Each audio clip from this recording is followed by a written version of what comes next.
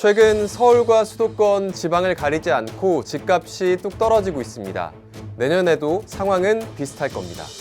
전국 집값은 3.5%, 아파트값은 5% 떨어지고 실거래가 기준으로는 서울과 수도권의 아파트 가격이 각각 9.5%, 13% 하락할 거란 분석이 이미 나와 있습니다. 이런 상황에서 IMF가 시장에 큰 충격을 줬습니다. 그동안 주택 가격이 지나치게 많이 올랐으니 오랜 기간에 걸쳐 떨어질 거란 내용입니다. 문제는 금리 인상 요인이 빠졌다는 겁니다. 우리나라 기준금리는 10년 만에 3%대로 올라섰습니다. 올해 기준으론 지금까지 2%포인트 넘게 오른 건데 이렇게 되면 집값이 2% 가까이 더 떨어질 걸로 봤습니다. 내년 상반기까진 기준금리가 계속 오를 가능성이 높으니 IMF의 분석대로라면 하락폭이 더 클 겁니다. 문제는 고점에서 집을 산 사람들이 많다는 겁니다. 통계청 자료를 보면 집값이 고점을 찍은 지난해에 1주택자가 된 사람은 무려 100만 명이었습니다. 반대로 유주택자에서 무주택자로 돌아선 사람은 55만 명이었죠.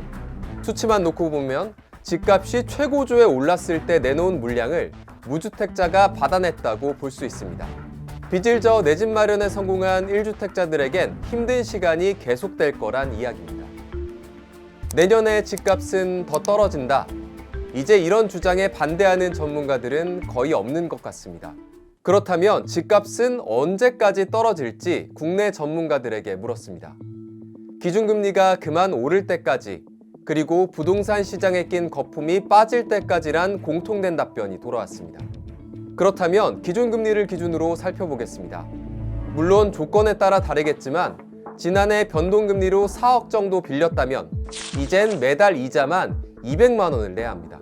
내년엔 더 오르겠죠. 보통 기준금리 인상 여파가 짧게는 3개월 뒤에 시장을 덮친다고 알려져 있는데요. 내년 상반기까지 기준금리가 오른다고 보면 9월, 그러니까 3분기부턴 이자 부담이 정점에 이를 겁니다. 이런 이자 부담을 견디지 못하는 1주택자도 있겠지만 다주택자의 경우엔 버티기가 더 어려워지는 상황이 발생할 수 있습니다.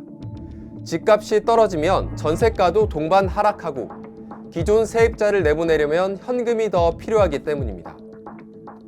돈 빌릴 곳도 마땅치 않고 가까스로 빌려도 이자 내기가 어렵겠죠. 신규 분양 아파트도 상황은 비슷할 겁니다. 건설사 입장에선 자신들이 지은 주택을 빨리 처분해야 금융회사들로부터 빌린 돈을 갚을 수 있기 때문에 가격을 조금 낮출 수도 있습니다.